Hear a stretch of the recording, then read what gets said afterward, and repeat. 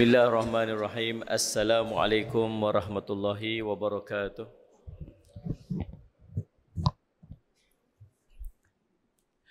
Alhamdulillahi rabbil alamin wal aqibatu lil muttaqin wa bihi nasta'in ala umuri dunya waddin.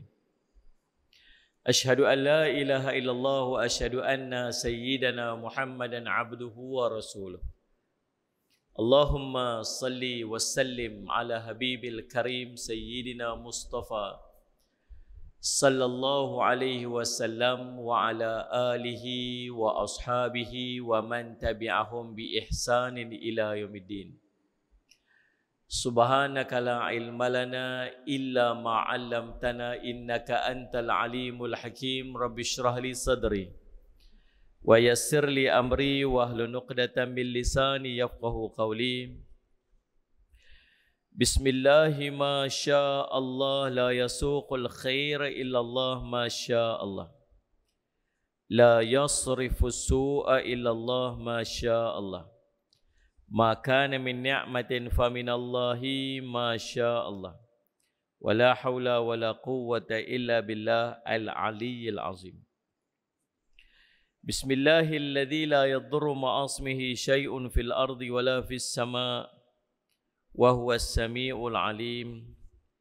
Bismillahilladzi la yadurru ma'asmihi syai'un fil ardi wa la fis sama' wa huwas sami'ul alim. Bismillahilladzi la yadurru ma'asmihi syai'un fil ardi wa la fis sama' wa huwas sami'ul alim. Na'udzu bikalimatillahi tammati min syarri ma khalaq. Na'udzu bikalimatillahi tammati min syarri ma khalaq. Na'udzu bikalimatillahi tammati min syarri ma khalaq. Allahumma inna na'udzu bika minal barasi wal jununi wal judam wa min sayyi'il asqam. Wa sallallahu ala sayyidina Muhammadin wa ala alihi wa sahbihi wa baraka wa sallam. Alhamdulillah rabbil alamin.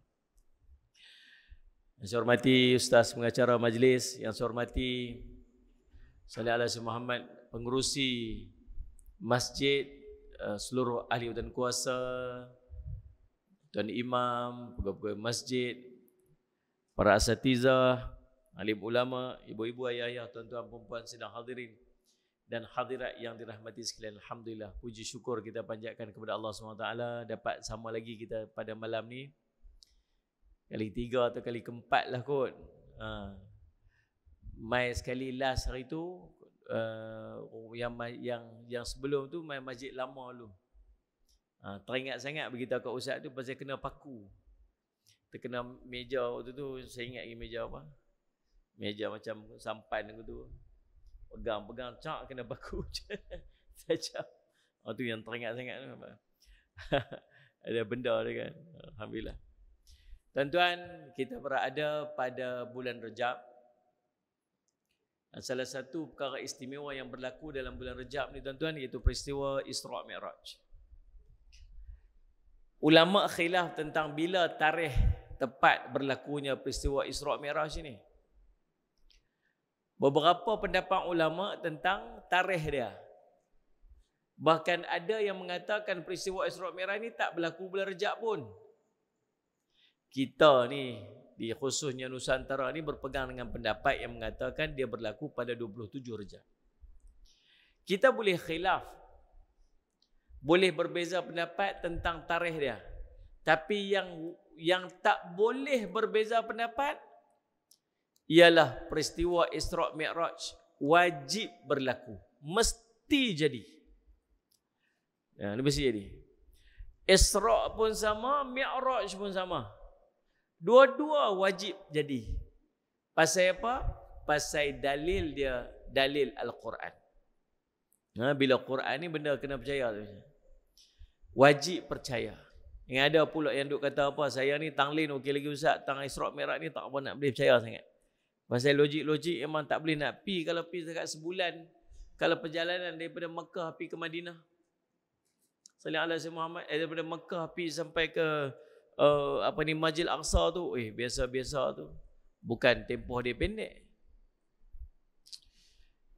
Tuan-tuan, baru ni Salih ala Sayyidina Muhammad, ada perbincangan berkaitan dengan teknologi orang dulu-dulu. Saya tengok satu Sallallahu Alaihi Muhammad dokumentari. Ada satu tempat di tengah lautan Hindi kalau tak salah saya lah. Dia antara pulau yang duduk tengah laut tu, dia ada satu pulau belah ni, satu pulau belah sini. Dia ada satu jambatan yang usia dia lebih 4,000 tahun yang lalu. Dan jambatan ini bukan berjalan atas laut. Jambatan ini dia batu bata disusun sampai ke dalam laut. Bukan jambatan yang jenis macam kita ni, jenis lagu tu. Tak, dia jadi tembok sepanjang-panjang daripada satu pulau tu kepada satu pulau yang lain. Sampai ke dalam laut, dasar laut. Sampai orang yang buat kajian tu mereka heran macam mana mereka susun bata tu. Bila 4,000 tahun dulu ni? Muhammad. Zaman Nabi mana tak tahulah. Zaman Nabi Muhammad SAW 1,000 lebih tahun. Daripada sampai zaman Nabi Isa AS tambah lagi 500 tahun gap di antara Nabi Musa, Nabi Isa sampai Nabi Muhammad SAW. Nabi Muhammad. Contoh. Teknologi dulu entah-entah lagi hebat daripada lah ni, kita tak tahu. Kita duk kata apa? Entah teknologi dulu-dulu. Tak kot. Dah faham? Tuan tengok macam mereka buat piramid tu. Kita duk kata apa? Dulu-dulu entah tak ada apa. Tak. Tuan-tuan tahu dalam piramid tu mereka masuk ada lukisan-lukisan dalam piramid tu. Gambar helikopter pun dah. Gambar kapal selam pun dah. Kita fikir, sebab mentaliti kita menganggap orang dulu tak erti. Kita terpedaya dengan teori Darwin. Orang dulu-dulu keluar mai jenis kera lah. Ni penguin ke apa? dia lepas tu berevolusi, lepas tu jadi orang. Itu pandangan kita. Tetapi kita jumpa monumen yang hebat yang berlaku macam-macam gempa bumi, taufan, macam-macam yang berlaku, tapi benda-benda tu masih kekal duduk, tak berganjak, bahkan kukuh, hebat. Kadang-kadang entah apa teknologi dia ada. Satu contoh tuan-tuan. Kita dengar tentang kisah Nabi Allahumma salli ala Nuh alaihi salam. Nabi Adam, lepas Nabi Adam, Nabi Idris, lepas Nabi Idris, Nabi Nuh AS. Maksudnya tak jauh daripada Nabi Adam AS. Waktu manusia waktu tu dah ada di muka bumi ni, tapi tak ramai lagi lah kot. Betul lah kot no? Taklah ramai sangat lah kot, tapi manusia ada lah. Kita teringat apa? Teringat Nabi Nuh AS diperintah oleh Allah naik atas bukit.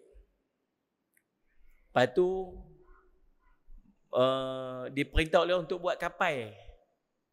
Kapal ni tuan-tuan, kita pun maklum kapal ni dia terdampak di satu bukit ataupun gunung nama Bukit Judi. Dia jumpa lah belah-belah mana Turki atas mana tu. Yang tan kat ujung tu lah. Turkistan, Kogostan, Gohek-Gostan, negeri setan. Negeri setan pun Abdul Wahab ada harta. Kaya. Itu cerita Piramli. Dia jumpa satu memang nampak macam bentuk kapal. Besar, sebesar-besar. Nabi Adam AS digambarkan oleh Nabi SAW tinggi dia 70 hasta. Saya nak crack sikit pemikiran kita hari ni. Bila saya dengar, saya pun fikir, betul lah. 70 hasta, Sallallahu Alaihi Muhammad.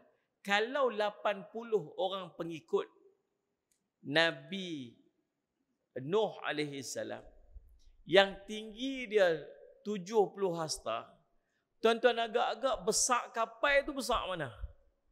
Ni yang besar orang ni, besar tinggi pokok nyok.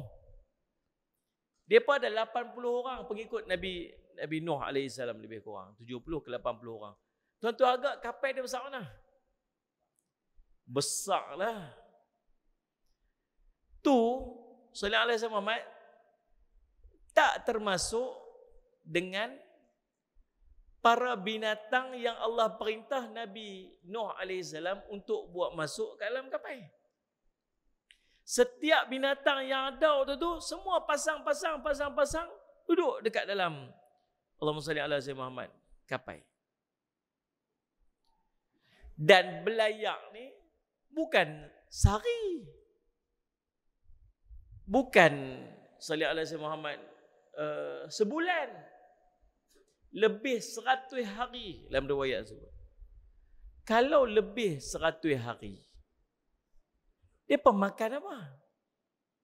Kalau binatang-binatang yang banyak ni, rimau ada, gajah ada, jirafah ada, saya pick up kukuk lagu tu lah. Dia ni, semua binatang yang ada, berapa banyak yang ada ni, yang jauh lebih banyak, lebih ramai daripada manusia yang ada, yang 80 orang lebih kurang. Ni binatang ni semua ni, makan apa? Sehari makan agak berapa tan makanan dia. Manusia pun yang nak makan, sallallahu alaihi wasallam, gajah makan banyaklah. Kalau zaman tu entah makan binatang besar-besar, dinosaur ke apa, banyak mana yang dia makan, entah berapa tan. Gajah saja makan tan tu tuan-tuan, sehari. Kena 100 hari, baru sekong. Faham tak faham tu? Tang makanannya ni. Tu tak kira nak pergi toilet. Takkan nak pergi buang lelut dia kot. Tu tak cerita minum ayak. Binatang tak minum ayak. 3 hari kena minum ayak. Sallallahu alaihi Muhammad. Makanan tak makan seminggu. Sallallahu alaihi Muhammad. Boleh tahan lagi. Ayak 3 hari. Kita perlu ayak 3 hari. Manusia yang duduk di atas, binatang yang duduk di bawah ni, lapis bawah ni, minum ayak apa?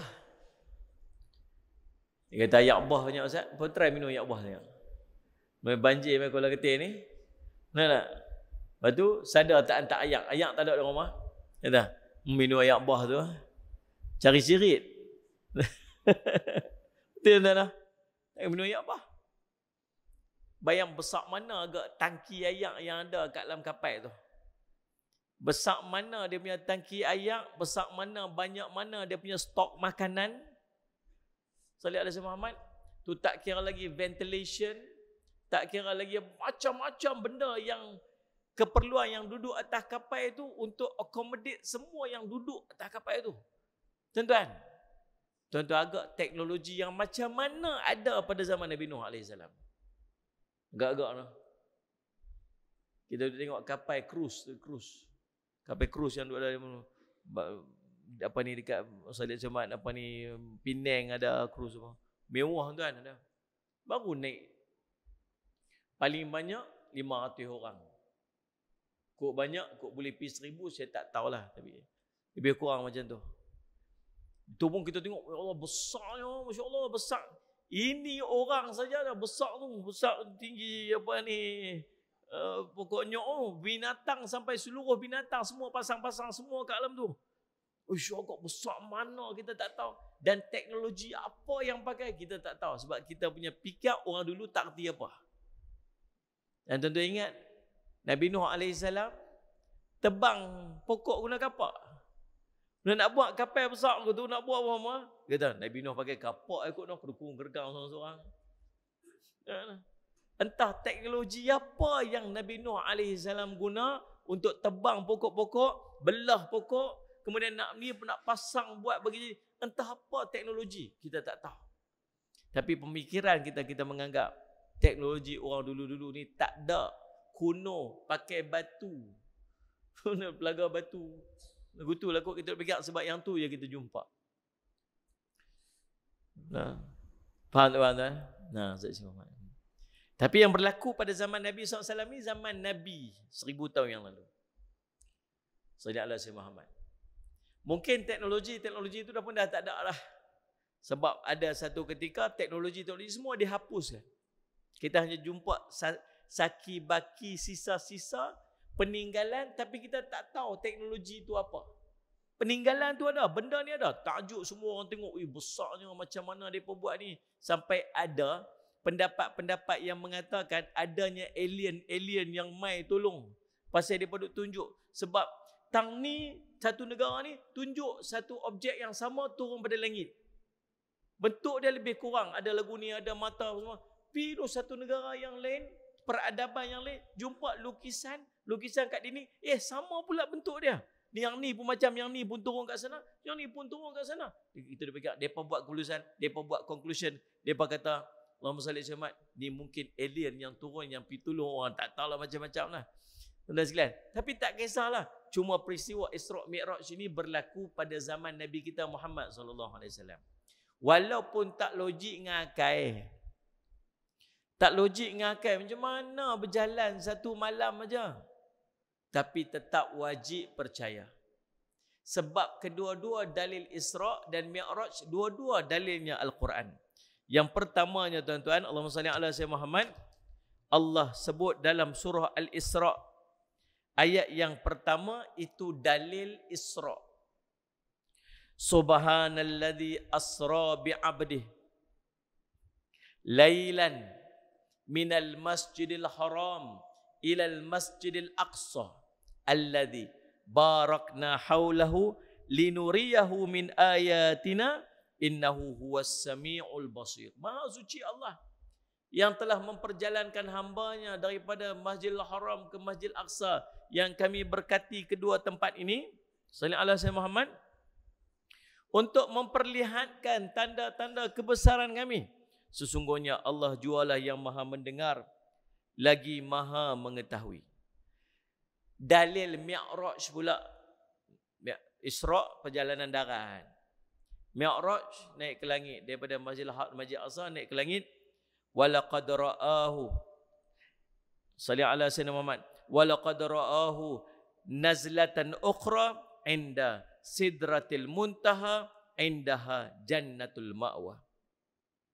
Dan demi sesungguhnya Nabi Muhammad telah melihat, yakni malaikat Jibril dalam rupa bentuk asalnya sekali lagi di Sidratul Muntaha, iaitu pada malam Mi'raj, di mana di sisi Sidratul Muntaha itu terletak syurga Jannatul Ma'wa. Surah An-Najm ayat 13 hingga 15. Ni dua, Allahumma salli ala Muhammad, dalil Al-Quran yang cerita tentang Isra' dan Mi'raj. Dan tengok nombor satu, Allah cerita dalam ayat Isra'. Allah mulakan dengan perkataan Subhana. Subhanalladzi, maha suci Allah, sallallahu alaihi wasallam Muhammad, yang asra bi'abdih, yang telah memperjalankan hambanya. Lailan. Kalau sebut lailan ini maksud sebahagian daripada malam. Allah mula dengan perkataan maha suci Allah. Allah nak bagi tahu dekat kita yang baca Quran ni, maha suci Allah, siap-siap daripada segala kelemahan. Sagi ada satu cerita yang sangat hebat yang nak diceritakan lepas daripada ayat tu, perkataan tu, iaitu yang telah memperjalankan hamba dia. Walaupun tak logik dengan akal, maha suci Allah daripada sebarang kelemahan. Kemudian Allah kata asra bi'abdih. Ini kunci dia. Kunci yang keluarkan kepala kita, pemikiran kita daripada tak logiknya perjalanan. Saya pergi Palestin beberapa kali untuk program TV lah. Minta maaf, hari itu patutnya mai sini 14 hari bulan. Betul tak? Tapi 14 hari bulan tu ada rakaman Astro Oasis untuk Ramadan. Dia tak boleh nak mai. Tu tukar mai hari ni. Tengok tuan-tuan okey je, tak marah okey lah. Maksudnya kalau lain kali nak mai boleh ganjak-ganjak tuan tak marah okey. Suka orang dia marah. Tuan-tuan sallallahu alaihi Muhammad, bila sampai ke Palestin, saya jadi waktu tu pergi rakam program, nama dia ayat riwayat cerita tentang Isra' Mi'raj. Saya tanyalah dekat Salih Ala Syekh Muhammad, orang yang duduk kat sana, kata, kalau kita berjalan kaki lah ataupun naik unta lah daripada Masjidil Haram, daripada Mekah mai sampai Masjid Aqsa ni agak-agak berapa lama perjalanan? Dia kata tak kurang 2 bulan. Perjalanan biasa orang dulu paling tidak kurang 2 bulan sampai. Tuan-tuan, dalam riwayat sebut Nabi SAW keluar daripada rumah dia malam tu, esok tu patah balik, tempat tidur tu duk rasa hangat lagi bekas tidur. Ni memang benda tak logik dengan akal. Sallallahu alaihi wasallam, benda tak boleh masuk dengan akal. Waktu bila Nabi SAW sampai balik saja, Nabi cerita dekat Ummu Hani. Nabi SAW tidur rumah dia malam tu. Ummu Hani kata, Rasulullah, saya tak ada apa sikit pun, melainkan semua saya percaya belaka. Nabi nak cerita, dia tak sabar. Benda seronok. Macam kita lah, tiba-tiba pergi umrah ke, tiba-tiba pergi Jepun ke. Elok sampai Jepun, handphone tak boleh pakai. Dapat ambil gambar ya. Nak post dalam Instagram tak boleh, nak post dalam Facebook tak boleh, nak habaq kat orang betapa cantiknya pemandangan kita kat sana, nak cerita kat orang tak boleh, pasal tak boleh nak share. Kita pun ambil gambar simpan, ambil gambar simpan, ambil gambar simpan. Tak sabar balik-balik tu, orang mula-mula tanya, hang pergi mana tu? Pergi Jepun dah tengok gambar aku ni. Oh, tak sabar dah. Pasal apa? Nak kongsi kegembiraan. Tuan-tuan bayang tak Nabi SAW tengok syurga. Nabi tengok neraka kedahsyatannya. Nabi tengok dalam perjalanan macam-macam diperlihatkan kepada Nabi SAW. Kemuncak dia Nabi menghadap Allah. Lagi Nabi excited nak cerita. Tak sabar Nabi SAW nak cerita kat para sahabat yang duduk dekat Makkah waktu tu. Bahkan nak bagi tahu kat semua orang apa yang Nabi saksikan. Tapi apa kata Ummu Hani? Wahai Rasulullah SAW, tak apa. Kalau boleh tak payah duk cerita ke orang. Pasal apa? Pasal dia takut lagi ramai orang tak mampu nak percaya apa Nabi SAW cerita. Waktu tuan-tuan, bila Nabi SAW sampai balik, dia pecah manusia ni pada 3 kelompok. Kelompok pertama dia panggil Siddiqin. Orang-orang yang memang percaya 100%. Tak ada nak ragu-ragu sikit. Jumpa pada Abu Jahal. Nabi ceritalah dia pergi mana-mana. Abu Jahal kata apa? Pergi mana Muhammad? Pergi Masjid Aqsa. Betul kan ni? Betul. Uih, cerita best ni. Tunggu saat lah. Tunggu saat. Dia nak pergi panggil orang lain lagi ni. Ni dia nak pergi panggil tu dengan tujuan sekali bila dia pandimai semua, dia nak abang kata, hang tengok boleh pakai kan macam ni dia cakap, dia nak perjatuh Nabi sallallahu alaihi wasallam. Dalam perjalanan dia pergi himpun orang tu, dia berjumpa dengan Sayyidina Abu Bakar radhiyallahu anhu. Dia kata, tukar bahasa kita lah orang Kuala Ketir ni kan. Dia kata, Bakar, oi. Dia kata, betul lah. Aku duk kata dah kawan hang tu. Pasal apa? Merepet. Adakah dia boleh kata dia pergi Masjid Aqsa tu semalam aja? Biar betul. Aku duk habaq kat hang lama dah, hang tak percaya. Siapa cerita kat hang? Muhammad lah cerita. Siapa cerita? Muhammad lah cerita. Kalau Muhammad cerita, lebih pada tu pun aku percaya. Tak boleh pakai punya orang ni kata. Lebih kurang lagu tu lah, tukar masa kita lah, kau faham kan? Ni, taklah dia sebut macam tu. Tukar lenggok bahasa kita, lebih kurang lagu tu lah. Dia tak percaya, saya sebut, dia tak percaya kata-kata Abu Jahal, tetapi dia percaya kata Nabi SAW, walau apa saja Nabi SAW cerita. Kumpulan Siddiqin. Orang-orang yang membenarkan. Kelompok kedua, orang-orang yang beriman. Dah masuk Islam. Tapi tak boleh terima. Tuan-tuan boleh bayang tak kalau tuan-tuan duduk zaman tu? Zaman orang kena seksa. Zaman siapa nampak kata dia Islam. Sekali kena tangkap. Sekali kena bunuh. Sallallahu alaihi wasallam Muhammad. Zinnirah. Tuan-tuan kena Zinnirah. Zinnirah ni. Sallallahu alaihi wasallam. Zinnirah Ar-Rumiyah. Nama dia. Ni orang Rom. Dia hamba. Jadi hamba ni tuan-tuan bukan semestinya orang kulit hitam, gelap. Tuan-tuan agak-agak Bilal tu muka macam mana Bilal? Kita duduk terbayang dah sebut. Kalau sebut hamba zaman Nabi ni, zaman dulu-dulu ni mesti orang kulit gelap, hitam, hidung besar macam buah apa tu? Buah jambu buaya. Kan bibir besar tebal gitu, rambut kerinting kecau. Kita terbayang gitulah. Tuan-tuan tahu tak, saya pergi Habasyah. Utopia. Habasyah ni tuan-tuan, zaman Nabi SAW nama dia Habasyah. Di situ ramai daripada kalangan orang-orang dia yang dibawa, dijadikan hamba di tanah Arab di merata tempat. Saya lihat macam mana. Lah ni Habasyah tu terbahagi pada dua. Satu Eritrea, bawahnya Salih Alaihi Muhammad, Utopia. Ya nak, tuan-tuan tahu Utopia. Tu lagu Indonesia dulu ni apa ni? Macam mana lagu dia? Jauh Utopia. Macam mana tak ingat lagu dia. Teringin pula nyanyi lagu tu. Bukan? Tak ingat. Sebab tak ingat. Tidak menyanyi dah lagu tu. Ada semat. Utopia. Jauh nak abak kata jauh Utopia tu. Sepi. Tuan-tuan, subhanallah. Saya pernah sampai kat sana, saya tengok Utopia ni tuan-tuan, Habasyah ni. Dia jenis kawasan dia semua bukit-bukit. Dia 90% tanah dia tu semua bukit gunung ganang. Highway dia macam jalan pekan kita ni, jalan depan ni. Kalau jalan kampung dia macam jalan batu. Kalau tuan-tuan, Allah punya teruk naik atas bukit tu. Lalu tepi ni tak ada pula ni, apa? Tak ada rail pula ni. Tak ada divider tu. Rasa macam kat bawah. Tapi cantik lah tuan-tuan. Saya sampai kat Utopia tu, dia kata, di sinilah bumi hijrah para sahabat.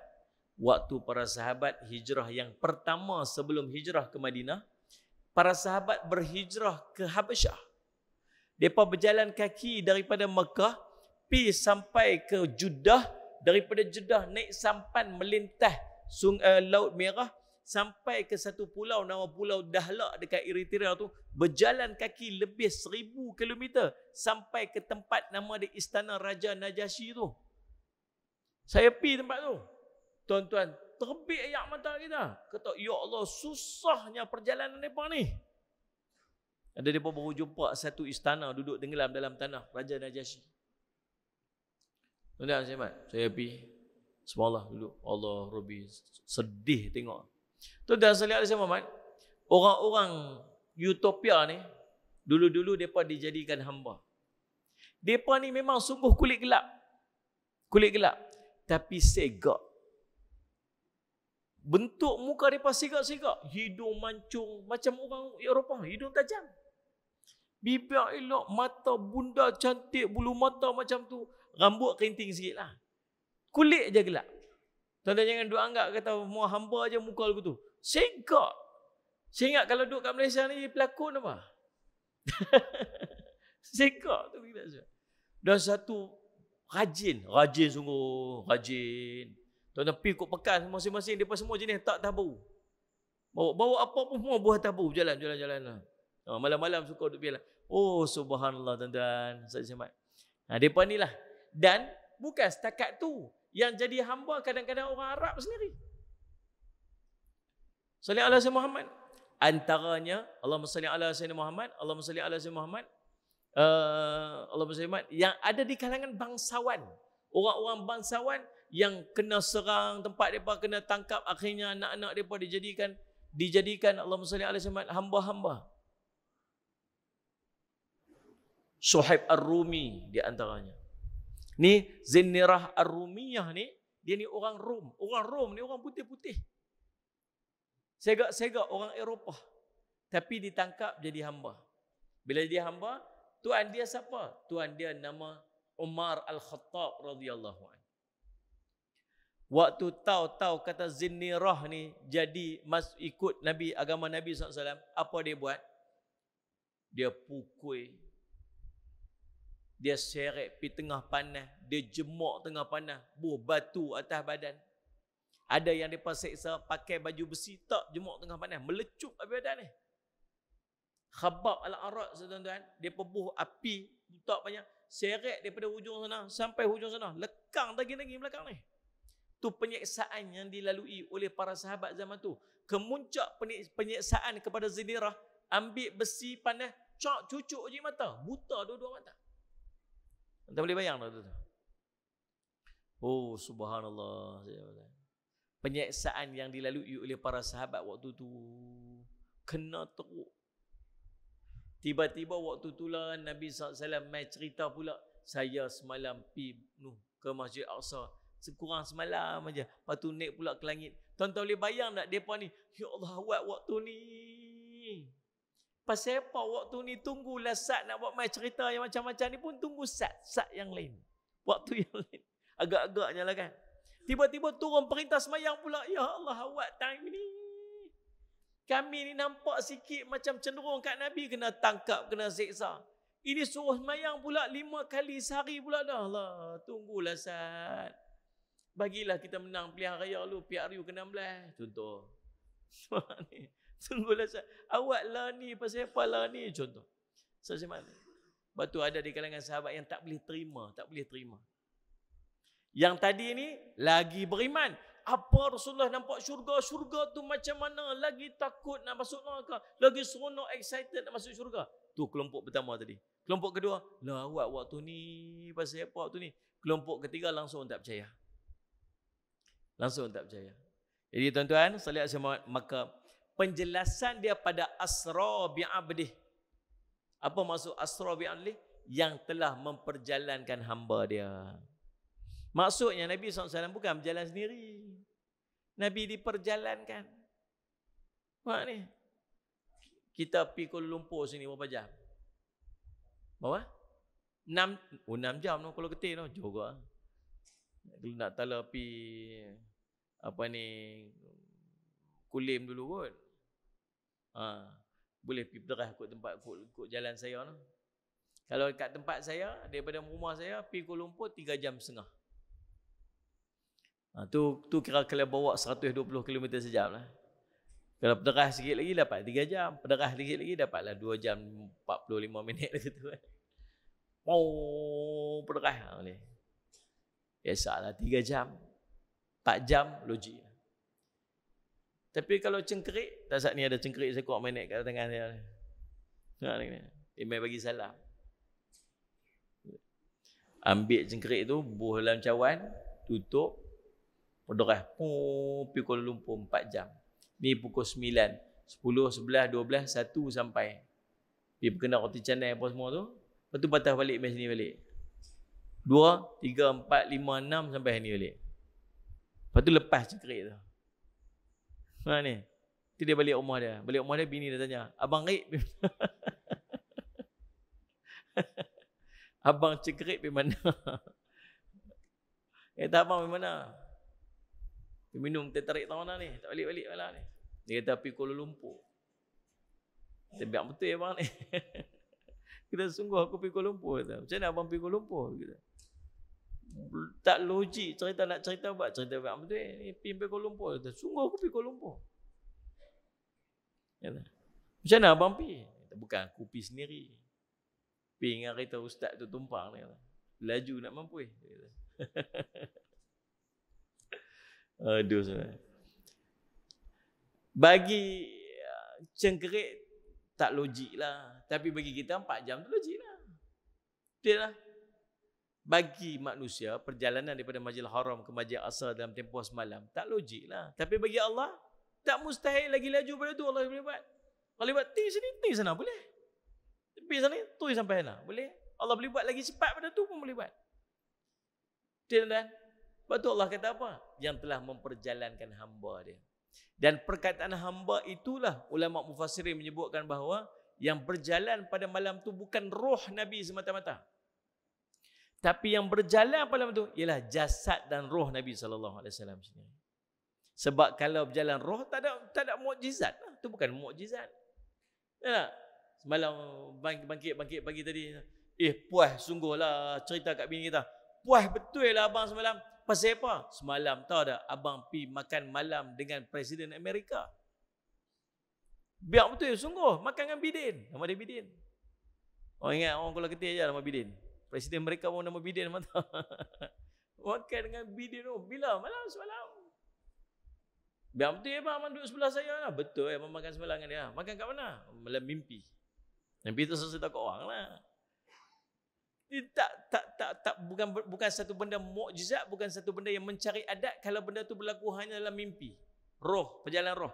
Sebab tu mukjizat Nabi SAW bila Nabi SAW berjalan pada malam tu dengan roh dan jasad dia sekali.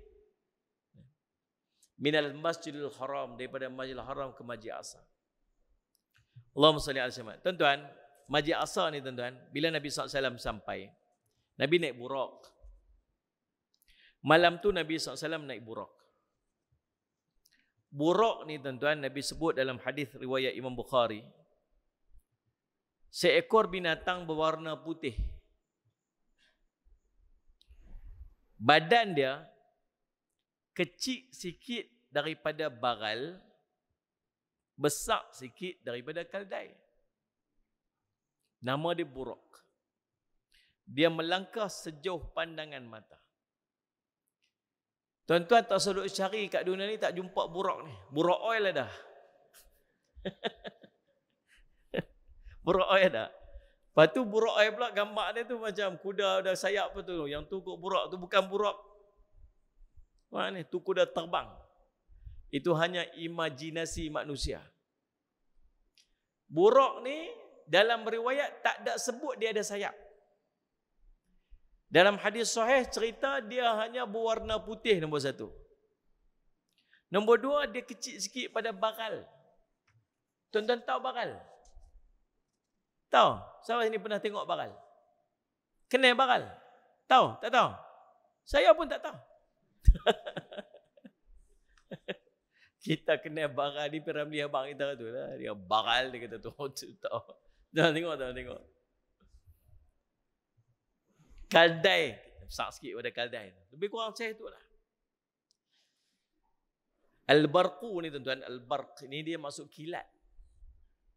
Lepas tu tak mustahil perjalanan dia tuan-tuan. Sekali dia langkah sejauh mata memandang. Kilat ni dia punya speed dia tuan-tuan 300,000 kilometer per second. Satu saat boleh pergi 300,000 kilometer. Jauh no. Satu saat ni. Daripada bumi nak pergi bulan 420,000 kilometer. Ya ni. Apa elok masuk periksa. Maksudnya tuan-tuan, satu second tu dia tu perjalanan dia nak sampai ke bulan tau. Satu saat je. Nak sampai bulan lah. Sikit lagi nak sampai bulan. Perjalanan hanya satu saat. 1 saat setengah sampai bulan. Sampai ke bulan. Maksudnya laju sungguh-sungguh. Kalau ikut perkiraan speed, light speed dia panggil. Kelajuan cahaya. Tak ada lagi kenderaan yang ada kelajuan cahaya ni. Kelajuan bunyi dah. Dah ada jet yang melepasi kelajuan bunyi. Dia lagi laju pada kelajuan bunyi. Tak ada. Tapi tidak, yang tu dah ada. Tapi kelajuan cahaya tak ada lagi. Yang ni kita tengok dalam cerita Star Wars, Star Trek. Mana ni? Yang tu kita tengok lah. Light speed. Yang tu kita tengok lah. Tuan-tuan dan semua. Laju. Dan tak mustahil sesuai dengan nama dia. Dan burak ni tuan-tuan, waktu Nabi SAW naik, mula-mula Nabi dia tak mau bagi Nabi. Dia macam dia tak mau Nabi SAW. Dia macam enggan membenarkan Nabi SAW naik. Lalu malaikat Jibril kata kat dia, apakah kamu tergamak melakukannya kepada Muhammad sallallahu alaihi wasallam? Demi Allah, tidak ada satu orang yang menunggangmu yang lebih mulia daripada Muhammad sallallahu alaihi wasallam. Lalu bila dengar saja perkataan macam tu, maka gemerciklah peluhnya, yakni burak, kata Allahumma salli ala sayyidina Muhammad dalam Jami'u Tirmizi daripada Anas, hadis Hasan ni, gemercik peluhnya itu kerana malu dan kerana gembira. Kemudian naik, bila sampai Nabi SAW naik, ditemani oleh malaikat Jibril alaihi salam sampai ke Baitul Maqdis. Bila tiba saja di Baitul Maqdis, baginda Nabi menambat buraknya di bingkai pintu. Sallallahu Muhammad, di mana para nabi biasa menambatnya di situ. Kalau tuan-tuan ada duit lebih-lebih sikit, tuan-tuan pergilah Masjidil Aqsa. Kata Nabi sallallahu alaihi wasallam, la tashaddu birrihal ila thalathati masajid.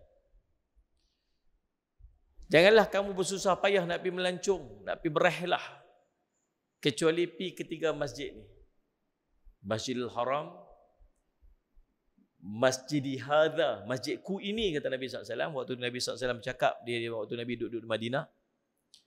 Wa Masjidil Aqsa, nama Masjid Aqsa. 3 masjid ni usaha untuk pergi. Alhamdulillah saya sampai berapa kali. Tuan-tuan, keseluruhan Masjid Aqsa ni tuan-tuan, dia lebih kurang 14 hektar luas masjid. Ni ada berapa ekar masjid kita ni? Tapak ni. Ada 2 ekar. Ada Ustaz? Tapak masjid kita ni berapa ekar? Lebih kurang 2 ekar.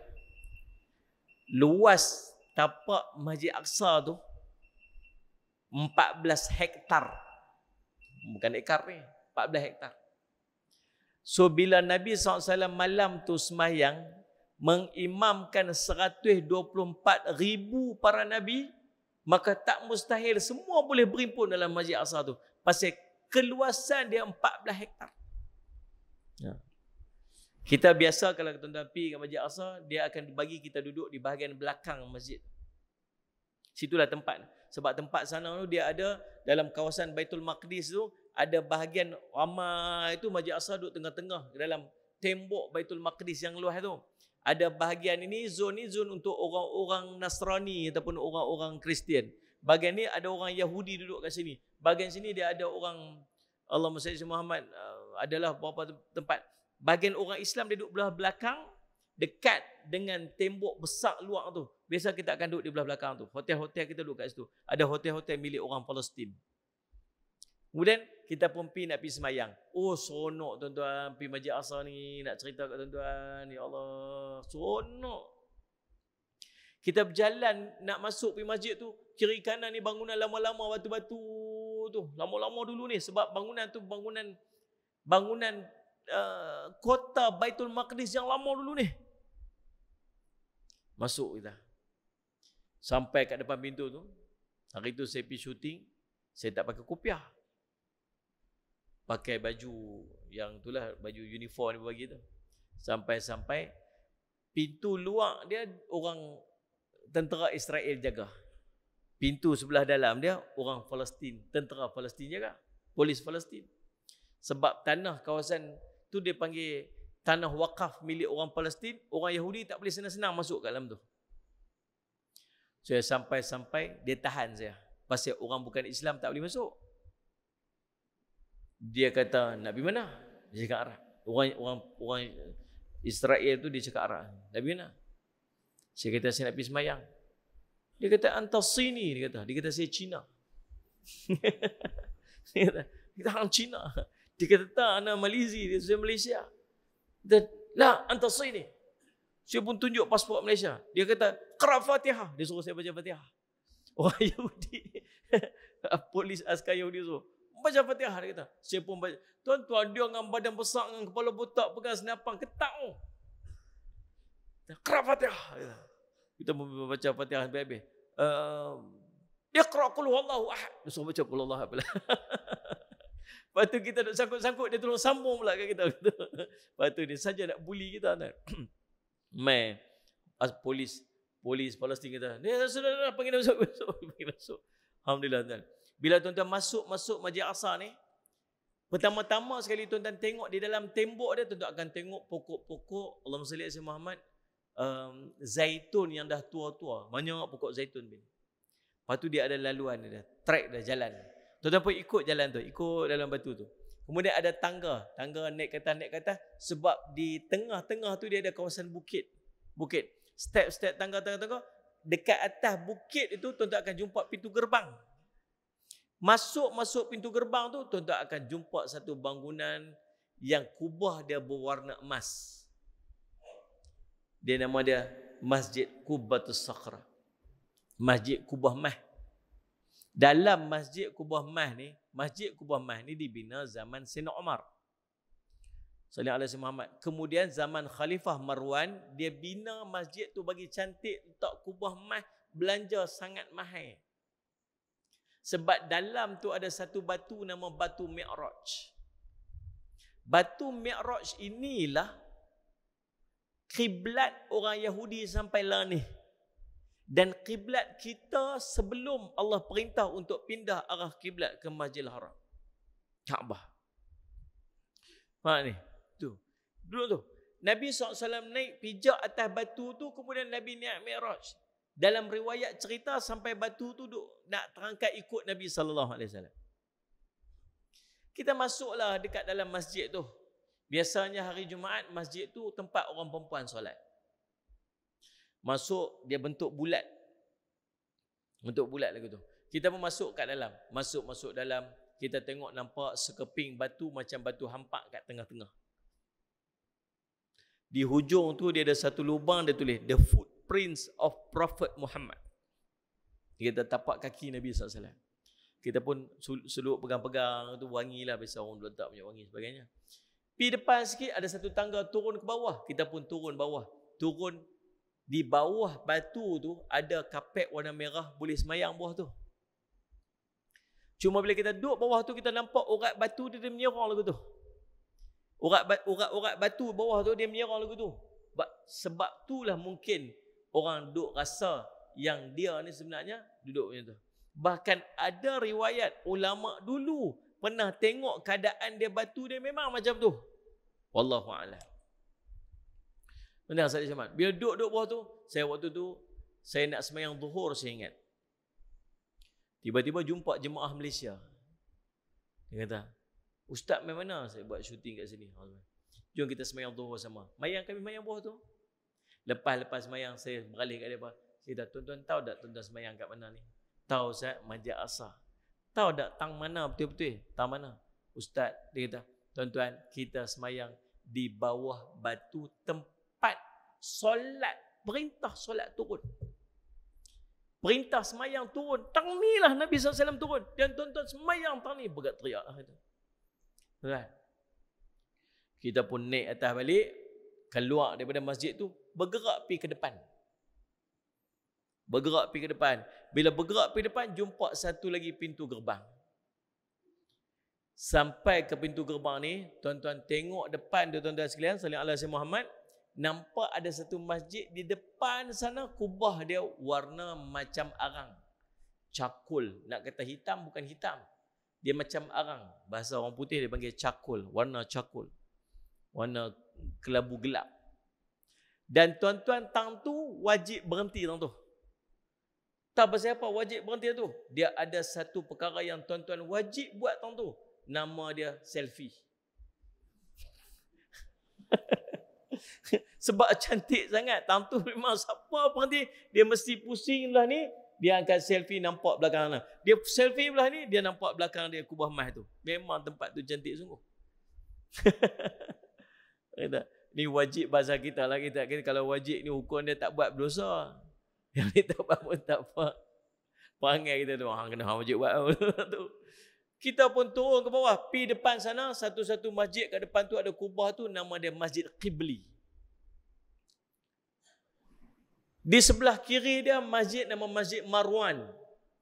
Kita pun beralih sebelah kanan. Beralih sebelah kanan kita tengok ada 1, 2, 3 orang askar Yahudi duduk jaga kat depan tu. Kita kata tu menatang apa tu. Kita pun pergi tengok ada satu pintu. Depan pintu tu tulis Masjid Buraq. Duduk dalam Masjid Aqsa ni.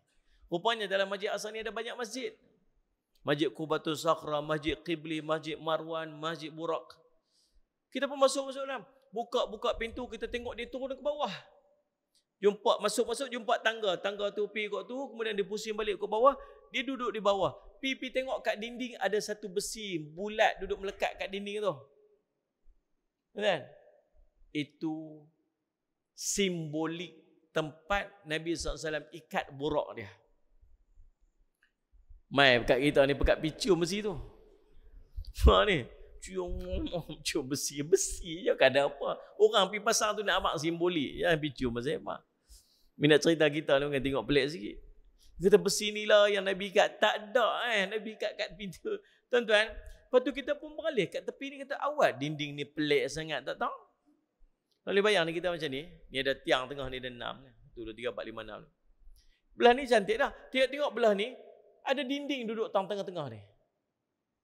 Kita pun heran pasal apa tiba-tiba ada dinding ni. Belah ni apa jadi? Rupanya sebahagian daripada Masjid Burak tu telah dirobohkan. Diruntuh. Pasal apa diruntuh? Pasal kalau kita boleh jeluh pi sebelah sana, kita akan tengok orang-orang Yahudi duduk tu buat ibadat depa di sebelah sana. Tempat tu dia panggil the Wailing Wall, tembok ratapan. Tahu tak? Tuan bisa tengok tak tu? Depa pergi duduk tu, depa pergi duduk angguk tu.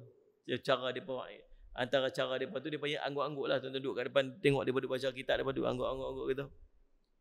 Bisa tengoklah. Nak khusyuk lebih sikit, pergi angguk antuk kepala kat tembok tu lah kot. Pasal apa dia buat tu? Pasal tempat tu dia bertentang direct dengan batu Mi'raj Nabi SAW, sebab tu kiblat dia. Saya masuk pergi tempat tu. Dia pergi tu. Kita buat stand upper kat sini. Stand upper ni bila host bercakap, tahu tak? Tuan-tuan tengok dekat TV kan, host tu bercakap. Tuan-tuan, kita sekarang berada di tempat ni. Tu. Dia panggil stand upper. Director kata, Ustaz kita buat stand upper kat sini. Okey, kita pun berdiri. Duduk tempat depa tu. Tempat depa tu, depa sebelah belakang. Kita duduk tu. Kita pun kata kat depa. Depa kan faham kita cakap Melayu. Inilah orang-orang yang melanggar perintah Allah, perintah apa semua depa kata. Depa main tu. Oh, bagus. Depa tak faham kita kata apa. Tuan-tuan sekalian subhanallah. Itu suasana Masjid Al-Aqsa. Kemudian tuan keluar balik, tuan-tuan pergi masjid. Di Masjid Qibli, masjid yang selalu tuan-tuan tengok bila dikena serang dengan orang Yahudi apa semua, mereka duduk sembunyi dekat dalam masjid tu, yang pintu dia besar tu. Tuan-tuan perasan tak? Tuan-tuan tengok kadang mereka duduk kena serang tu. Itu Masjid Qibli depan tu. Ada satu tangga turun ke bawah, Masjid Aqsa Qadim, Masjid Aqsa lama. Masjid Aqsa zaman dulu-dulu ni. Masuk alam tu, tuan-tuan tengok, ya Allah, tembok-tembok dia besar, tiang tu punyalah besar. Pernah satu hari mereka duduk kat tu, mereka dengar bunyi pelik bawah tanah. Tuan-tuan tahu tak, pada zaman Salahuddin Al-Ayyubi pergi buka Masjid Aqsa, pergi buka Baitul Maqdis, pergi take over Baitul Maqdis, dulu pernah dibuka pada zaman Sayyidina Umar radhiyallahu an. Lepas tu kena rampas balik. Lepas tu dibuka balik oleh Salahuddin Al-Ayyubi. Tuan-tuan tahu tak Masjid Aqsa tu jadi apa? Jadi tempat pembuangan sampah selama puluhan tahun. Tempat buang sampah, penuh sampah tu. Mereka bersih, buat balik masjid. Tuan-tuan malam tu mereka duduk rehat, dengar. Ni recently ni, dalam 10 tahun lepas. Kan tak sampai lagi. Dengar bunyi gerudi, dengar bunyi mesin kat bawah tanah. Mereka pun jeluh tengok ada satu telaga. Jeluh tengok dalam telaga tu, rupa-rupanya orang Yahudi sedang korek lebih 20 lubang di bawah Masjid Aqsa. Alasan nak cari tinggalan sejarah. Dia panggil Haikal Sulaiman. Dia berkata ni ada Temple of Sulaiman dulu ni. Solomon Temple dia panggil. Dia nak pergi cari balik sumber artifak. Bohong sampai satu pun tak ada. Memang tak berjumpa. Memang tak ada. Nak cari tu Masjid Aqsa tu ada lah. Nabi Muhammad. Lalu subhanallah, Nabi Muhammad tuan, dan rupa-rupanya tujuan dia ialah untuk merobohkan Masjid Aqsa daripada bawah. Sebab mereka nak bangunkan, dan target mereka ialah membangunkan temple mereka. Kuil. Banyak masjid yang jadi macam tu lah. Kita pergi ada satu tempat, tuan-tuan sekalian, satu masjid, dalam dia ada makam Nabi Daud AS. Makam Nabi Daud, bawah dia, atas dia, masjid 2 tingkat, ada kubah, ada kaligrafi ayat Quran kat tepi dia. Kita masuk dalam, dia suruh kita pakai topi atas kepala. Dia sediakan satu bekas macam ni, dia tak topi kecil-kecil tu, kopiah kecil-kecil tau. Kopiah kecil-kecil macam Allahumma salli ala Muhammad, putu piring tu. Satu putu piring ni kan. Putu apa dia panggil? Putu mayung. Ya tak? Dia suruh buah atas kepala kita. Nak masuk sini yang kena buah atas kepala hang ini. Kalau tak buah tak boleh. Lepas tu, siapa pakai topi boleh, siapa pakai kopiah boleh masuk. Rupanya dekat dalam tu ada kubur ataupun makam Nabi Daud alaihissalam, dan masjid tu total ditukar jadi sinagog. Sinagog ni kuil orang Yahudi. Ada satu masjid lagi nama Masjid Ibrahim. Masjid Ibrahim ni dekat Hebron. Hebron ini daerah negeri yang diperintah oleh orang Palestin. Tapi seluruh kawasan Hebron itu dipagar 10 meter tinggi. Macam ni Padang Serai ni. Padang Serai ni diperintah oleh Palestin. Contoh. Sebelah Padang Serai ni Kulim. Ya. Sebelah Padang Serai mana? Ni bukan Padang Serai. Ni Kuala Ketir. Astaghfirullahaladzim. Sebelah Kuala Ketir ni apa dah? Mobo Pulah. Nah ni. Katalah Mobo Pulah tu diperintah oleh Israel. Kuala Ketir diperintah oleh Palestin. Dia tembok keliling Kuala Ketir ni tuan-tuan 10 meter tinggi. Setiap ujung tu ada askar Yahudi duduk jaga. Tak boleh keluar, tak boleh masuk. Ada 2 pintu je, dua pintu je. Nak masuk, nak keluar sini hang kena pergi minta permit untuk keluar. Hospital duduk belah sana. Hebron itu diperintah oleh Palestin. Ada satu masjid yang sangat bersejarah kepada orang Islam. Nama masjid ni Masjid Ibrahimi sebab dalam tu ada makam Nabi Ibrahim alaihissalam. Dan itu adalah kubur Nabi Ibrahim alaihissalam. Kalau tuan-tuan jumpa makam-makam belum tentu kubur. Makam Nabi Ibrahim dekat dengan Kaabah tu bukan makam, bukan kubur. Itu bekas tapak kaki Nabi Ibrahim alaihissalam. Tuan-tuan jumpa makam Bilal merata tempat, bukan kubur, belum tentu lagi. Tuan-tuan jumpa makam para Nabi merata-rata. Salih Muhammad. Itu belum tentu kubur dia. Tapi 2 tempat ini confirm kubur Nabi. Yang pertama, kubur Nabi Muhammad SAW di Madinah. Yang kedua, kubur Nabi Ibrahim AS di Hebron tu. Sampai hari ini dah. Ada 6 kubur dalam satu masjid. 2 depan, Nabi Ishaq dengan isterinya Rifqah. Tengah, ada makam Nabi Ibrahim dengan isterinya Sarah. Belakang, ada makam Nabi Yaqub dengan isteri dia, Salih Muhammad. Ada 6 kubur duduk atas satu masjid yang sangat besar. Duduk di atas puncak bukit. Kita sampai-sampai tengok masjid tu di atas bukit. Satu hari pada tahun 1995. Semayang subuh bulan Ramadan, 10 akhir Ramadan. Hari Jumaat. Waktu semayang Jumaat baca surah Sajadah. Elok habis sujud saja, daripada sujud sajadah bangkit, tiba-tiba bunyi letupan. Orang yang duduk sebelah tu dia ingat bunyi mercun, rupanya bunyi tembakan, dan dia tahu bunyi tembakan katanya bila ada orang sebelah dia yang jatuh, bruk jatuh. 20 orang syahid dalam masjid pagi tu ditembak oleh seorang askar Yahudi warga negara Amerika. Dia doktor, Salih Ahmad, doktor Ustaz Ahmad untuk tentera Yahudi. Dia tak puas hati, dia duduk, dia bawa senapang, dia masuk dalam masjid, tembak orang sedang sembahyang subuh. 20 orang mati dalam masjid. Orang kampung semua keluar. Bila keluar, 30 orang lagi kena tembak dekat luar dan mati syahid hari itu. 50 orang mati pada hari tersebut. Masjid itu ditutup selama 9 bulan. Tutup 9 bulan masjid. Selepas 9 bulan, masjid itu dibuka balik. Setiap orang yang nak pergi semayang dekat masjid mesti melalui pos askar Yahudi dekat depan pintu tu. Bila pagar, dia buat satu pos askar Yahudi. Nak masuk, dia kena lalu pintu yang dia pusing tu. Nak ni. Masuk. Kena pergi tunjuk ID apa semua. Boleh masuk. Dia izin masuk, boleh masuk. Masuk dalam. Tuan-tuan boleh bayang tak kalau macam ni keadaan dia, Salih Muhammad. Bahagian ni, dia tutup separuh. Kemudian dia berhenti dalam tu. Dia tutup separuh yang ni. Dia ambil bahagian kecil ni. Yang ni untuk orang Islam. Yang ni, yang L ini. Yang daripada sana, daripada situ, mai ke sini ni. Dia tarik tiang ni. Tang ni bahagian orang Islam. Ni, tang ni semua jadi kuil orang Yahudi. Tuan-tuan, sebab dalam dia ada makam Nabi Yaqub alaihissalam yang daripada dialah yang digelar sebagai Bani Israel. Tuan-tuan, geram tak? Tuan-tuan dengar, tuan-tuan sakit hati ya?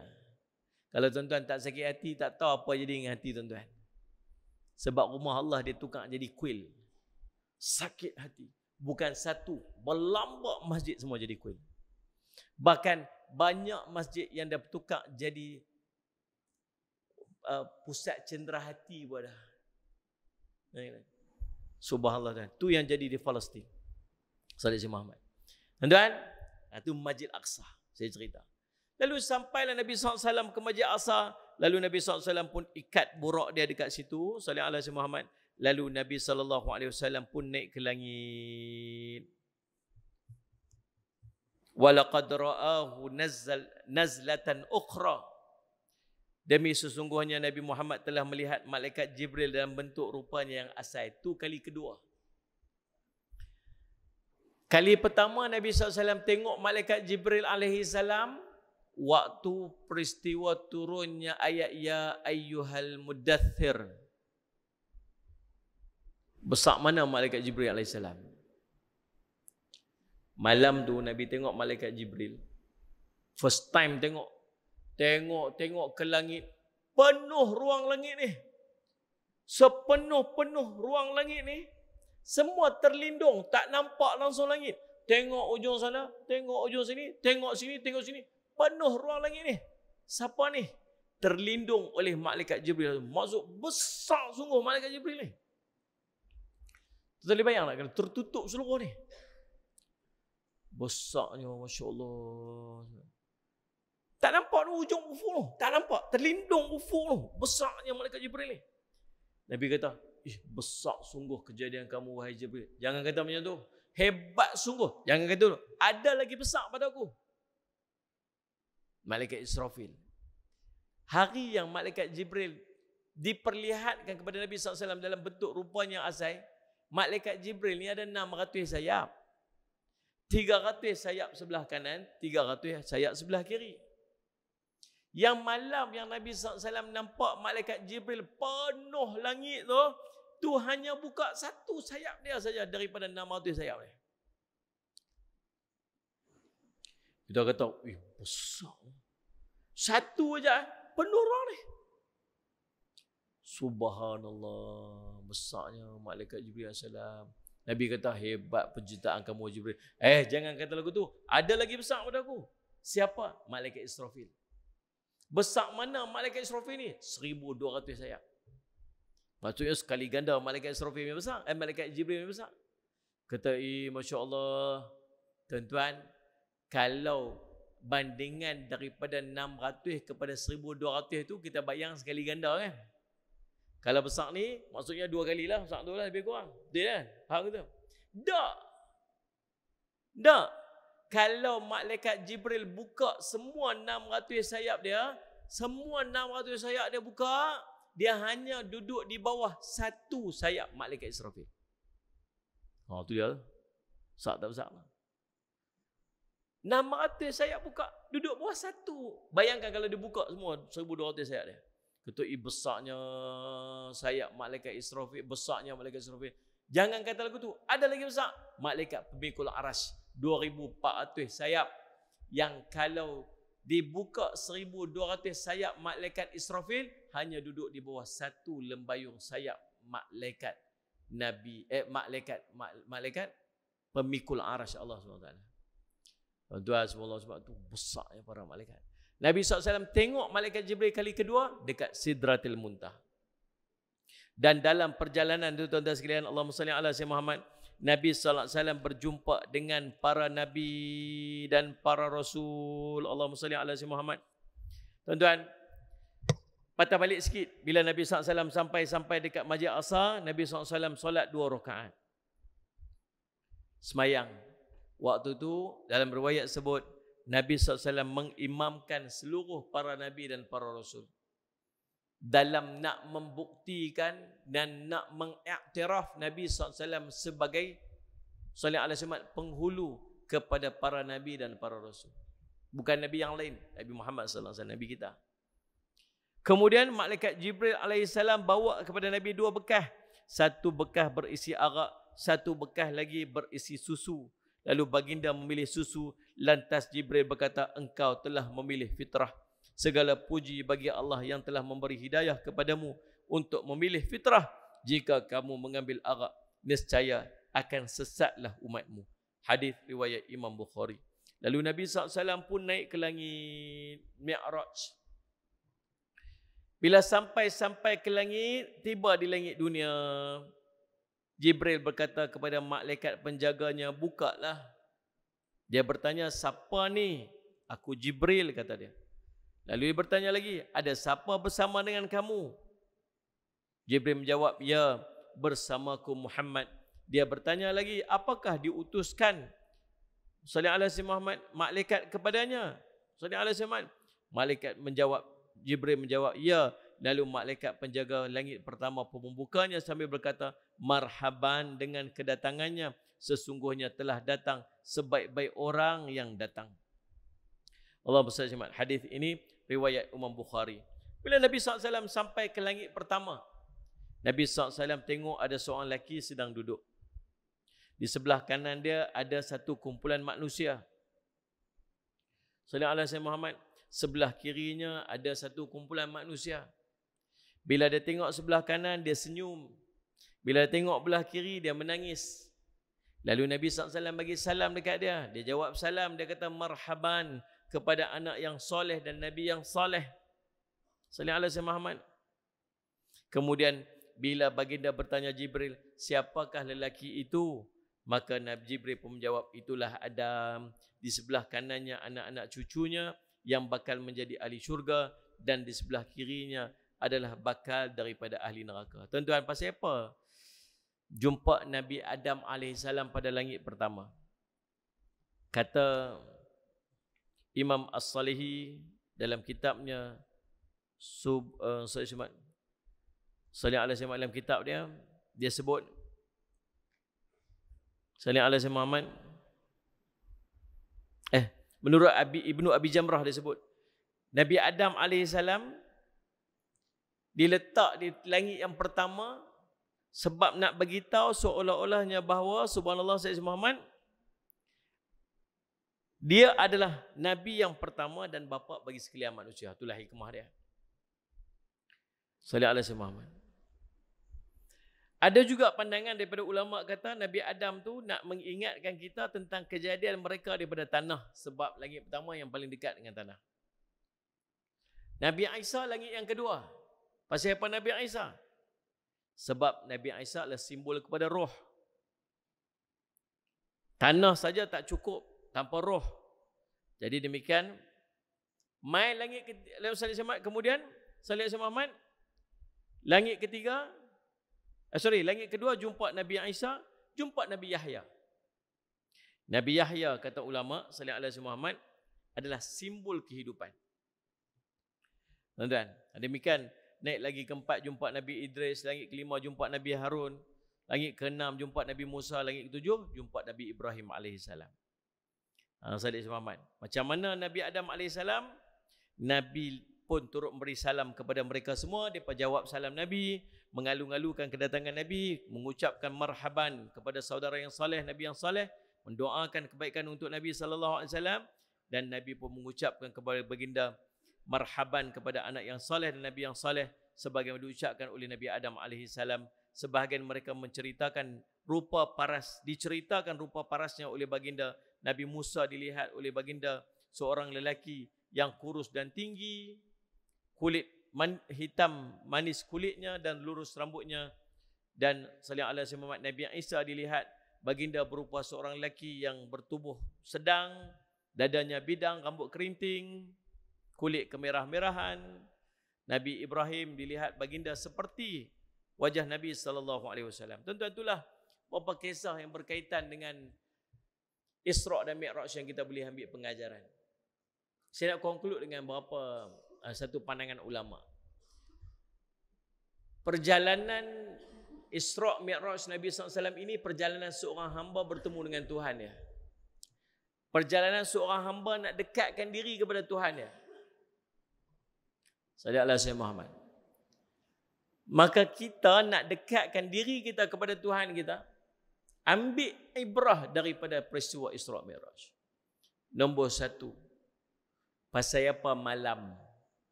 Pasal apa malam? Sebab tak siang. Siang lagi cerah, lagi senang nampak. Sebab waktu paling istimewa untuk kita dekatkan diri kita kepada Tuhan kita ialah pada waktu malam. Tenang, khusyuk. Kita boleh bangkit sembahyang hajat siang boleh, tapi tak sama kita feel kita bila kita sembahyang hajat pada waktu malam. Dia doa kita sembahyang. Yang kedua, pasal apa Nabi SAW naik burak. Boleh saja Allah nak berjalan Nabi SAW seorang-seorang tu sampai sana, boleh. Pasal apa nak burak? Seolah nak gambarkan kepada kita dalam perjalanan kita nak dekat diri kita kepada Allah SWT, kita perlukan kepada kenderaan. Dan kenderaan itu nama dia ilmu. Tanpa ilmu tak payah sembang. Saya Muhammad nak semayang pun tak reti, tak mau belajar semayang. Siapa? Saya ni nak kenal Allah, nak makrifah dengan Allah. Semayang pun tak belajar. Puasa pun tak kenal lagi. Tak betul. Nombor 3. Pasal apa malaikat Jibril duduk dengan Nabi SAW sepanjang perjalanan. Tunjukkan Nabi ni, tunjuk. Boleh saja Allah nak bagi ilmu tertulis kepada Nabi SAW. Seolah nak gambarkan kepada kita. Kalau kita nak dekat diri kita kepada Allah, kita perlukan kepada pembimbing. Kita perlu kepada pembimbing. Pembimbing kita siapa ni? Muallim, murabbi, mursyid. Ya? Orang yang menyampaikan kepada kita ilmu, membimbing kita dengan ilmu. Tak boleh duduk pandai-pandai sendiri. Lah ni orang suka rujuk bukan kepada mufti, bukan rujuk kepada asatizah, dia rujuk pada artis. Dan ustaz kata lagu ni dia tak pakai lagi, artis kata lagu tu dia pakai. Lah ni punya passion. Allah saja. Susah. Jenuh duk berbetul kita. Saya Muhammad. Kita ada kadang-kadang tak berani dah. Saya nak pesan. Saya nak pergi umrah ni 21 bulan ni, doa saya bagi selamat sampai sihat tu badan buat umrah. Dapat umrah yang mabrurah wa maqbulah. Yang sebut umrah dia mabrurah. Haji mabrur dia tu. Umrah mabrurah. Sesuaikan sikit. Mahal lah ni tuan-tuan. Mahal lah ni. Buat macam mana jadi mahal? Dia lah. Naik berganda-ganda. Beratus% harga naik. Sampai dia kata apa? Kalau tak kerana Mekah, Madinah, kau orang tak pi dah tempat tu. Dia ambil kesempatan buat macam mana. Tak saat orang duit nak main tu, ada seorang dia cerita. Dia kena tambah sampai berapa ribu. Kat 3,000 kena tambah. Dah confirm dah. Kat 3,000 tambah. Allah. Lalu ada pihak yang mencadangkan, pi sendirilah. Pi ambil lah ni dah bukan tak perlu kepada visa umrah dah. Visa pelancong pun boleh pi. Pi sendiri. Tuan-tuan pi booking tiket, flight. Tuan-tuan pi booking hotel, tuan-tuan pi sendiri. Ada ni grup-grup dia bincang ni. Dia panggil buat umrah DIY. Tahu saya kata apa? Saya minta maaf, saya tak apa nak setuju dengan kempen ni. Tahu pasal apa? Bukan sebab saya ada travel umrah, tak lah. Saya pun ping orang ajak saya pergi lah. Pasal nak buat ibadat. Kalau nak pergi Jepun tak apa. Pergi sendiri-sendiri. Pergi belajar bahasa Jepun sikit. Tak kerti pakai Google Translator ni kan. Saya nak pergi mana? Nak taksi. Cakap dia tolong translate kita. Tak apa. Nak pergi New Zealand kan, nak pergi jalan-jalan. Pergilah. Tapi pergi nak buat ibadat. Kalau tak kerti nak rujuk, siapa? Tidak ni. Buat urusan ibadat. Ada seorang tu dia saja bawa anak dia. Dia nak pergi seorang-seorang. Dia tak gamak. Bawa anak dia seorang, umur berapa belas, dah balik dah budak perempuan tu. Budak tu bukan nak pergi sangat, mak ajak pergi lah. Pergi tak mengaji apa. Pergi sana, tawah kentut. Bila kentut tuan-tuan sekalian, dah balik dia tak ada apa. Dia ingat macam tak ada apa. Kentut tak ada apa pun. Balik kat sini pun semua. Dah berapa lama dia habak kat mak dia. Itu mak kita pergi itu saya kentut tawah tu lah. Tak apalah mak pun. Pergi rujuk ustaz kata apa? Dan boleh dia duduk dalam dia dikonsider sebagai masih duduk dalam ihram lagi. Bahkan subhanallah dia berkahwin pula lepas pada tu. Banyak benda yang berengkai habis kes yang tu tak ada ilmu ni tuan-tuan. Saya sendiri pun kadang-kadang buat jemaah ada benda kita tak kerti, kita rujuk lagi pada orang lain. Ini dia nak pergi sendiri. Dia nak pergi sendiri. Dia nak buat urusan sendiri. Tak kerti, jangan duk buat. Kita yang duk pergi berulang kali pun ada je benda-benda kadang-kadang kita berjumpa yang kita tak kerti. Mana saya sebut? Pasal nak ibadat. Kalau tuan-tuan pandai, cerdik, biasa dah tak apa. Datang nak rujuk kat mana, okey silakan. Tapi kalau kita yang tak biasa pi, yang baru setakat pi sekali, yang kalau boleh pi dengan siapa-siapa, pi dengan pembimbing, itu lebih baik.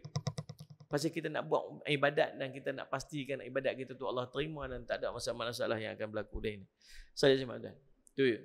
Yang berikutnya tuan-tuan sekalian Sulaiman, bila Nabi SAW dalam peristiwa Isra' dan Mi'raj ini, Nabi SAW pergi daripada masjid ke masjid. Boleh aja Nabi SAW naik daripada kawasan Tanah Haram Mekah naik. Boleh? Ataupun sampai ke Baitul Maqdis. Boleh. Tapi Allah sebut dalam tu daripada Masjidil Haram ke Masjid Aqsa. Nak beritahu dalam perjalanan kita nak dekat diri kita kepada Allah, kita tak boleh lepas daripada masjid. Betul nak jadi orang baik, kena jadi orang masjid. Betul-betul nak jadi orang baik, kita kena jadi orang masjid. Dekat-dekat dengan masjid. Ni sampai tuan-tuan boleh bayang tak? Kalau tak kerana semayang Jumaat tu wajib, saya ingat, sekali pun tak berjejak kaki ke masjid ni. Ada. Kalau tak pasal semayang Jumaat tu wajib, dia tak main masjid dah kan. Hari Jumaat pun duduk keluar. Saya pun heran, saya tak faham lah tuan-tuan dengan kita ni kadang-kadang. Ni nak beletak 5 minit lagi, tunggu sekejap. Nabi sebut Salasun man kunna fihi wajada halawatul iman. 3 perkara yang kalau 3 perkara ni ada pada diri tuan-tuan tu akan dapat kemanisan iman. Nombor 1 sekali, an yakuna Allah wa rasul ahabba ilaihi mimma siwahuma. Dia mencintai Allah dan Rasul itu melebihi daripada selain pada keduanya. Yang keduanya, dia mengasihi saudaranya dan tidaklah dia cintai melainkan semata kerana Allah.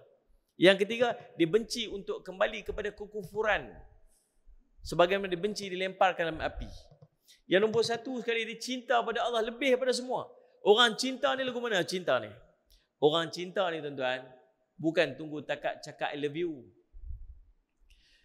Ni paklong-paklong yang umur dah 70, 60 dah, 50 pun jadilah. Ada tidur malam-malam cakap I love you kat maklong? Ada tak maklong?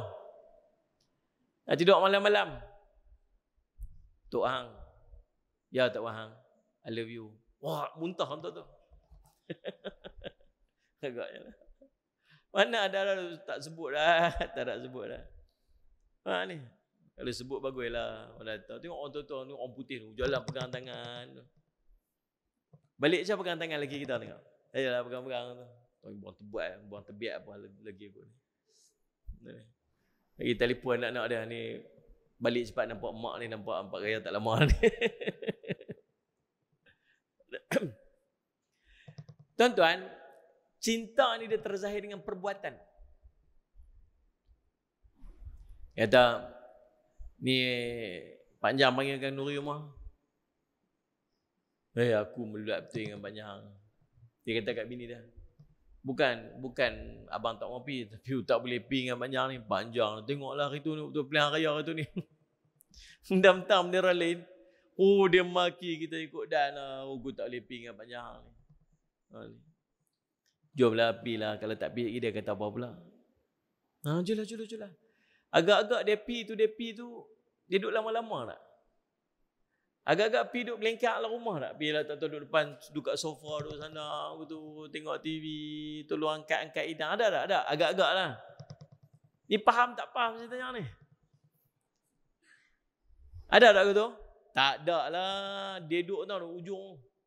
Duduk kat tiang apa ni? Tiang kemah paling ujung kali tu. Duduk meja tu. Salih Alayhi Muhammad. Bini dia kata apa? Nak masuk tengok pengantin sekejap. Pergi cepat je lama-lama. So bini teralik sikit lah tu. Beletiak lah. Balik. Kali duduk lama-lama ni. Start kereta. Pompi. Tu tanda cinta ke tanda meluat? Tanda cinta ke tanda meluat? Meluat. Itulah panggil kita di rumah Allah ni. Itulah panggil kita di rumah Allah tu. Mai duduk belengkak keluar. Nak pi ni. Nak pi juga ni. Nak kena pi juga. Tapi pi tu pun Allah dia kali duduk dalam. Yang bubuh pi lah tuan-tuan. Masjid kita ni ada bahagian ni. Dia panggil bahagian. Dia panggil tempat. Yang kita niatkan sebagai apa? Sebagai tempat solat. Ataupun dewan solat. Yang i'tikaf duduk tang ni. Orang dekat luar sana, Said Samad, yang tak tempat yang tidak diniatkan sebagai dewan solat, Said Samad, orang haid pun boleh duduk tuan-tuan.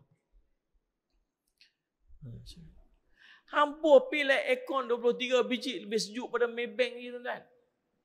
Dia tak mau. Dia duduk kat luar.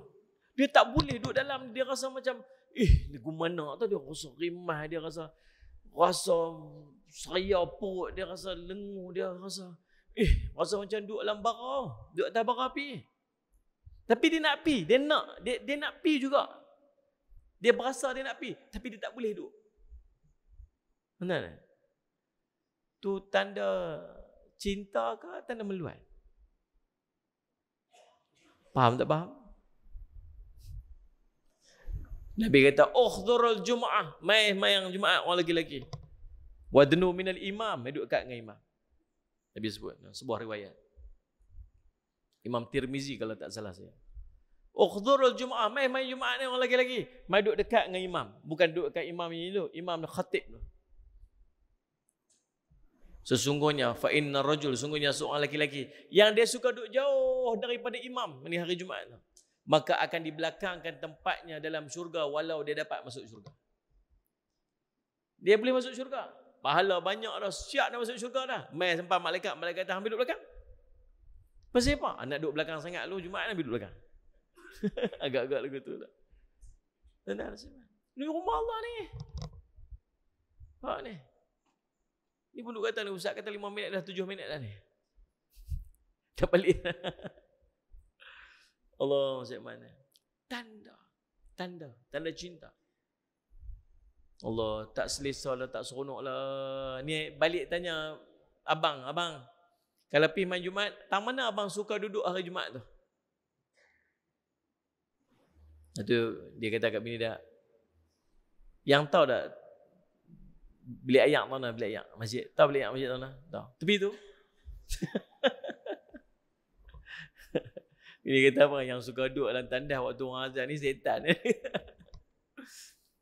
Tu dia sampai macam tu kita ni tuan-tuan. Dengan Allah. Itu tak cerita yang lain. Rumah Allah pun kita tak suka duduk ni. Tak seronok. Tuan-tuan, bila kita duduk dalam rumah Allah, duduk dalam masjid ni, macam-macam kita boleh jadi. Kita dapat kekuatan, kita jadi beradab.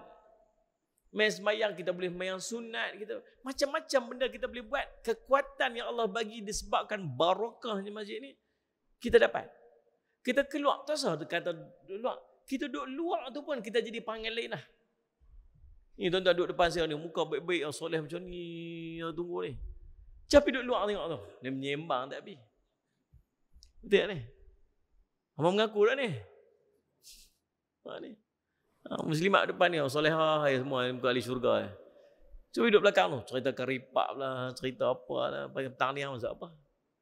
Tu akulah bini lelaki aku balik lapak-lapak. Aku buat keripap dia tak mau makan pula. Tu cerita tu. Dia nak, habis dah kuliah Ustaz Nasad dia cerita. Dia punya cerita.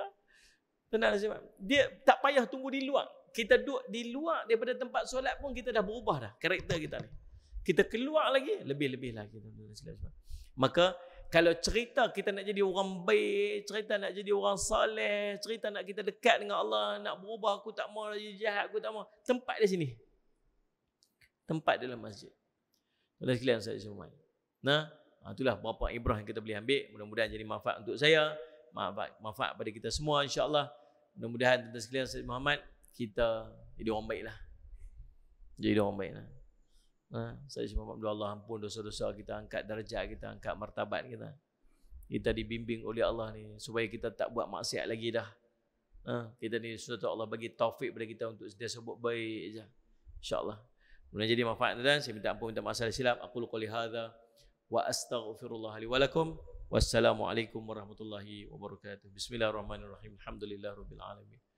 Wassalatu wassalamu ala rasulil amin sayyidina Muhammadin wa ala alihi washabihi ajma'in. Allahumma faqihna fid din wa 'allimna ta'wil wa ja'alna min ibadikas salihin wa ihdinas siratal mustaqim. Allahumma arina haqqan haqqan warzuqna ittiba'ahu wa arina batila batilan warzuqna ijtinabah. Wa sallallahu ala sayyidina Muhammadin wa ala alihi washabihi wasallam. Alhamdulillahirabbil alamin.